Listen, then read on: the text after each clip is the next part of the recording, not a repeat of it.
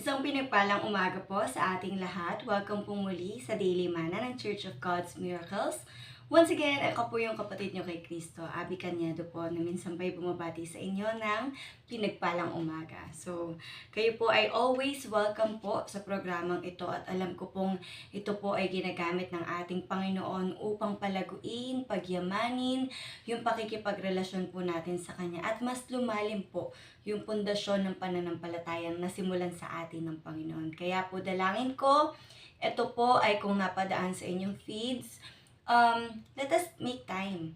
Makinig po tayo at i-digest po natin yung salita ng Lord.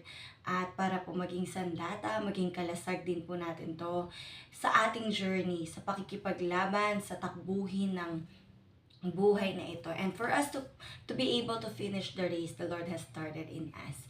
And before I start, I would like to invite you in a short prayer. Let us pray. Hallelujah. Thank you, Jesus. Holy Spirit, have your way.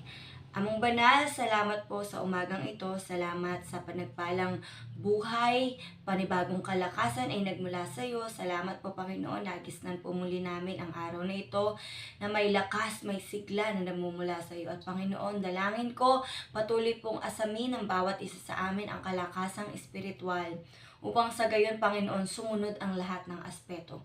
Kapag napakalakas, magaling, mayaman, busog ang espiritual naming aspeto, every aspects of our lives will follow. Kaya naniniwala ako, Lord Jesus Christ, na gusto mo na lagi kaming kumakain ng salita mo at niig sa iyo sa presensya mo. At salamat po, Panginoon, this is one of your tools, Panginoon, para ma-reach out yung mga souls na gusto mong pang ma-win for you. And Father God, ako po na abang lingkod mo, humihiling po ako ng bigyan niyo po ako ng pusong bagbag, pusong nagpapakumbaba at pusong nagpapatuwid. At Lord, dalangin ko sa aking pagsasalita, hindi po kahinaan ko ang makita bagkus yung kalakasan niyo pong palagi. Huwag din yung lakas ko, Lord God. Laging ang mapasalamatan lang ay yung kapangyarihan mo po sa buhay ko, Panginoon. Let your glory shine on me. Let your presence be seen. At salamat, Panginoon. Walang sa akin. Lahat ay sa iyo, Panginoon. Maluwalhati ka po namin sa oras ng aming pagsasalusaluhan sa pangalan ni Jesus. Amen and amen. Once again, good morning po sa inyo. Ngayon po ay nasa almost more than half na po tayo ng buwan ng April. And now we are to focus our daily manna on our role as children of God in the coming election. Actually, ang tema natin is God and government. And now we are to focus dun sa role ng mga anak ni Kristo ngayong papalapit na po yung eleksyon. Ano nga ba yung role natin? Before I discuss, basahin po natin ang pinaka-teksto ng tema po natin from Proverbs, Kawikaan, Tagalog po tayo, Kawikaan 29 verse 2. Sabi po dito, kapag matuwid ang namamahala, bayan ay nagsasaya, ngunit tumatangis ang bayan kung ang pinuno ay masama. Pinagpala po ang salita ng Diyos. Alam niyo po, naniniwala ako na sa panahon ngayon, it's really hard. It's hard, yes. It's difficult to fight for our country, kung sino ba talaga yung ipipwesto. Kasi lahat may boses eh. Kasi nasa bansa po tayong malaya, we are in a democratic country that you are free to post, you are free to say, may cake ka, may karapatan ka. And kaya hindi po natin kayang kontrolin ang puso, ang isipan, ang decision making ng bawat tao. But as children of Christ, what is our ultimate role? Ano ba ang pinakamagiging pwede nating ambag sa darating na eleksyon? Ano bang pwede nating gawin? Kasi if we cannot persuade them, if we cannot deal or talk to them kapag yung parang para i-arrange or magkaroon tayo ng pagkakaisa na kung sino ang dapat mahalal. Actually, it's really beyond our control and only Jesus, our Lord, has the power to do so. Kaya po ngayon, ang hamon po sa bawat isa sa atin bilang mga anak ng Lord, dapat po tayo yung pinakalaging nananalangin. Yun lamang po. Hamon po sa ating lahat na maging prayerful po tayo. Paano pananalangin? You will go out of your personal prayer and yung pati yung pananalangin mo sa family mo. You will start praying in your community, praying for your city na kung nabibilangan mo. And you pray as well for the nation that you belong to. At ngayon po, ipapanalangin nating mainam yung ating bansa. Simulan natin sa presidente. Ay, ganyan po. Mag-line up po tayo. Actually, the Lord will give us wisdom on how we could pray for our nation.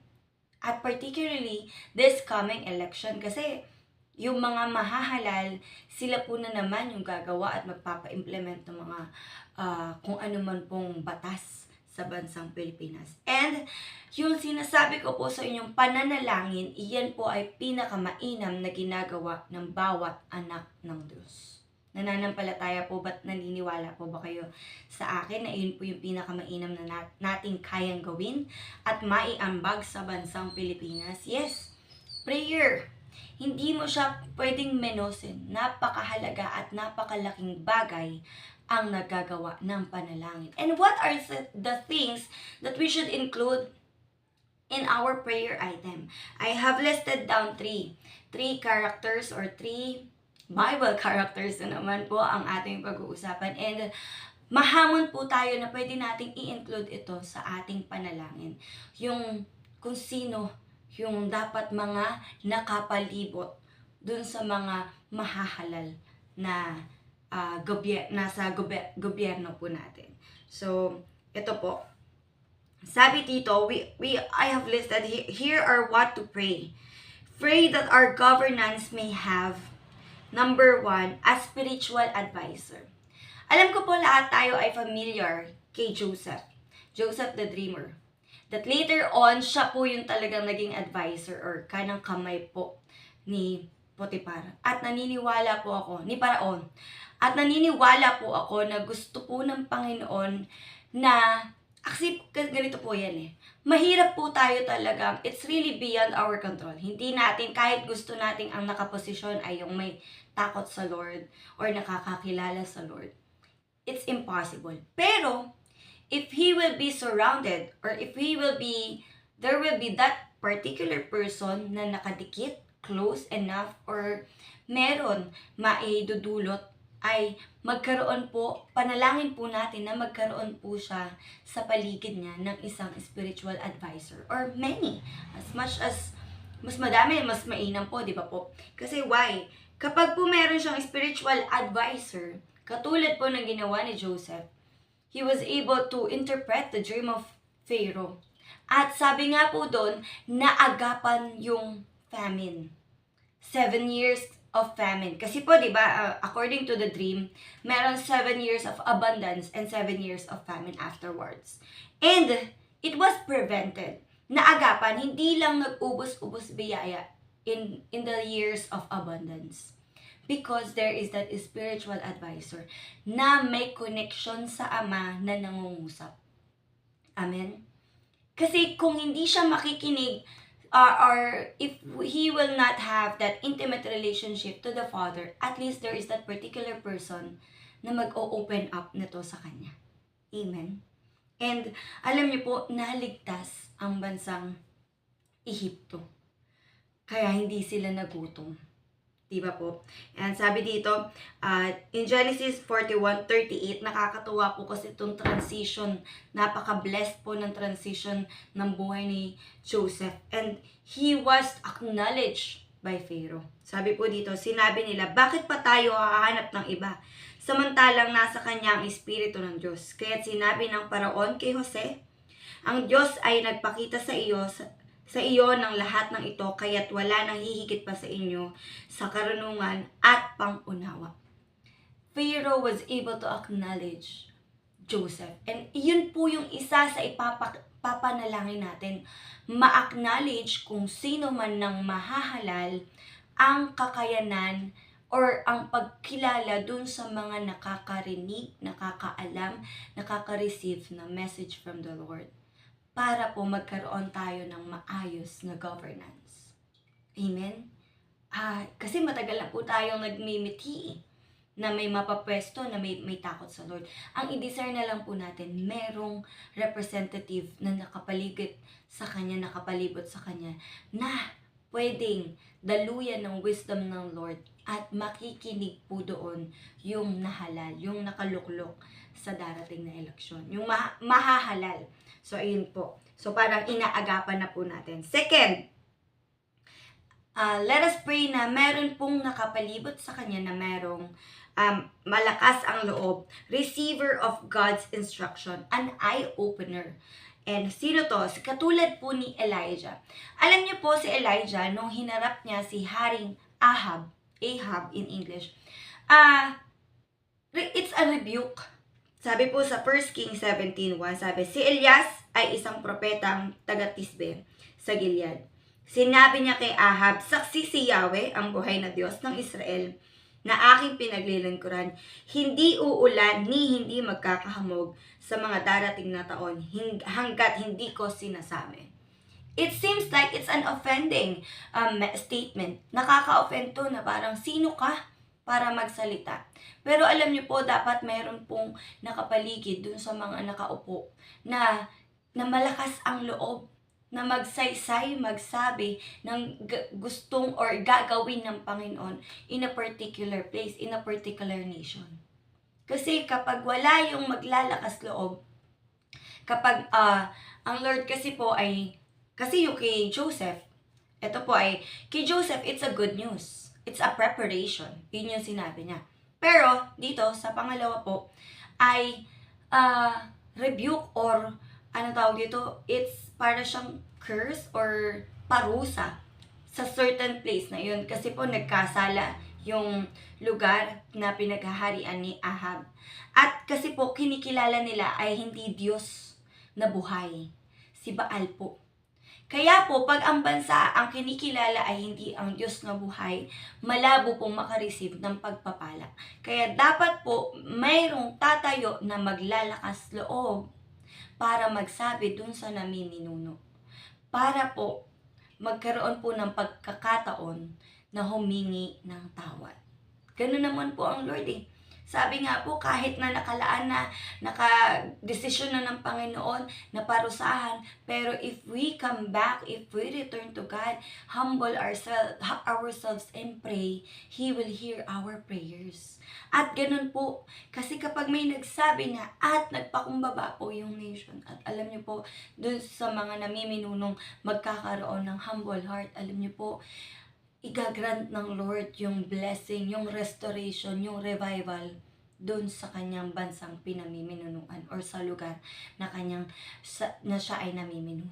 Amen? Kaya po, una sa lahat, dapat kasama po tayo sa nananalangin and i-itemize po natin yung mga taong posible or dapat na nakapaligid po sa kanya. Amen? Pangatlo po, ipanalangin po natin na meron siyang prayerful advisor. Sino tong prayerful advisor? Alam ko po, kilala nyo rin po si Daniel. Alam nyo po, nakakatuwa kay Daniel, hindi lang siya naging, advisor ng isang henerasyon. Kasi simula kay Nebuchadnezzar hanggang sa succeeding na mga hari after Nebuchadnezzar, he was there at pinakikinggan po at ina-acknowledge po siya. Kaya po, dalangin po natin na magkaroon po tayo ng prayerful advisor. At alam niyo po kasi, kapag prayerful, open din po yung eyes niyan into seeing vision. Into seeing, to interpreting the dreams. Kasi po, sa dream po ni Nebuchadnezzar, ang nakapag-interpret po nun ay si Daniel. At alam niyo po, maging sa anak niyang si Belshazzar, dun sa writing on wall, siya din po ang nag-interpret nito. And even dun sa time po ni Haring Darius, na actually close po siya kay Haring Darius at malapit, siya po yung nanalangin, siya po yung inihagis sa lion's den. At nakita niyo po doon na isasalba ang bansa kapag may nakadikit sa namiminuno na nananalangin. Mapanalanginin. Very open yung eyes into seeing vision and able to interpret dreams. Kaya po, kung ang bansa po natin may mga nakaposisyon na pinuno, but they are surrounded by people who are hearing the word of God. I'm telling you, there is that particular person na magpiplead kasi nabasa ko po sa Daniel, so tumayo rin po siya sa bansa ng sa bansang, ang sabi niya po, ito po yung panalangin niya sa Daniel 9 verse 70, sabi niya, "Now, O our God, hear the prayers and petitions of your servant. For your sake, Lord, look with favor on your desolate sanctuary. Give ear, our God, and hear, open your eyes and see the desolation of the city that bears your name. We do not make requests of you because we are righteous, but because you are great mercy. Because of your great mercy. Lord, listen. Lord, forgive. Lord, hear and act. For your sake, my God, do not delay because your city and your people bear your name." Alam niyo po, pag may ganitong nananalangin on behalf of the one who rules the nation or the country, alam niyo po, didinig ang Panginoon. Ang ganda po ng panalangin ito ni Daniel. At dalangin ko po, kasi po, why am I including this or telling this to you? Yes, tayo na po yung mga intercessors na nakapaligid. Pero po, iba po kasi yung merong nakadikit dun sa namamahala. Why? Kasi nakikita niya po yung nangyayari dun sa pinamiminunuan. Nakikita niya po yung mga situations. And tayo po kasi, wala po tayo sa senaryo kung nasan yung namiminuno, di ba po? Pero kung yung mga nakadikit sa kanya, nawi-witness anong nangyayari, ano yung kailangan ng katugunan ng kaganapan, kaya po yun yung ipapanalangin natin. I-subject po natin sa panalangin na magkaroon po sila. 3 lamang itong minention ko, pero alam ko po sobrang dami pa. And we will hear from sa mga susunod pa po na magbabahagi ng salita ng Diyos. And I hope and I pray that these prayer items po na nabanggit ko, na meron pong nakapaligid sa kanya na spiritual advisor, receiver of God's instruction or eye-opener, and a prayerful advisor, sila po yung pumalibot sa mga maa-appoint this coming election. And up to this, and even po dun sa mga elected na po, sa mga presidente, vice president, why? It's never too late. Gustong-gusto ng Lord na isalba ang bansang Pilipinas. Gustong-gusto ng Lord pagpalain ang bansang Pilipinas. Kaya po, i-include natin po ito. Because ano yung one thing in common dito sa 3 hari? Pare-pareho nilang hindi kilala ang Diyos. Pare-pareho silang walang Diyos. Pero pare-pareho silang may nakapaligid sa kanilang may ugnayan sa Lord, standing in the gap, kaya naisasalba yung kanilang pinamiminunuang bansa o territory. Amen po. Kaya po dalangin ko po, we Christians, our very role this coming and actually every day of our lives, even hindi na po election, makipag-ugnayan po tayo sa Lord through prayer. At patuloy po nating ipakipaglaban ang bansa natin sa panalangin. Amen po. Yun lamang po ang aking maibabahagi sa inyong gabi ay ngayong umaga. Dalangin ko po ay talagang magrema po ito sa inyong mga puso at talaga pong hakbangan po natin ang manalangin na hindi man ma-appoint, hindi man ma-elect or mapaposisyon ang mga may takot sa Diyos. At least they are surrounded by people who acknowledges, who recognizes the voice, the word of the Lord. Amen. Let us close in prayer. Thank you, Jesus. Thank you, Lord. Thank you, Holy Spirit. Hallelujah. Amang banal, salamat po. Nahayag ang iyong salita, napakayaman po nito at dalangin ko, Lord God, kaming iyong mga anak, kaming mga iyong lingkod, ay tulungan niyo pong manalangin ng tama. Tulungan po kami ng banal na espiritu, ng tamang pananalangin, lalo na po palapit na po yung election, Lord, dalangin ko mailagay sa puso namin yung tibok ng puso mo at yung gusto mong mangyari para sa bansang Pilipinas. Salamat, Lord God, hindi kami magsasawalang bahala na lamang, bagkus Lord, lahat kami very eager to support this nation, to pray for this nation, Panginoon. And salamat, Lord God, ikaw po ay tumitingin. Pag meron pong nag-i-stand in the gap, Lord God, ikaw ay dumidinig. Kaya salamat, Lord God, salamat sa pagkakataong pwede namin malaya kaming ipanalangin ang bansang Pilipinas. Thank you, Jesus. Maghari ka po. Patuloy namin dinideklara ang paghahari ni Kristo sa bansang Pilipinas ngayon at magpakailanman. And until the day that you come back, itong bansang Pilipinas ay para sa iyo at para sa iyo lamang. Salamat po Ama sa pangalan ni Jesus. Amen and amen. Marami pong salamat sa inyong pakikinig. God bless you all. Shalom.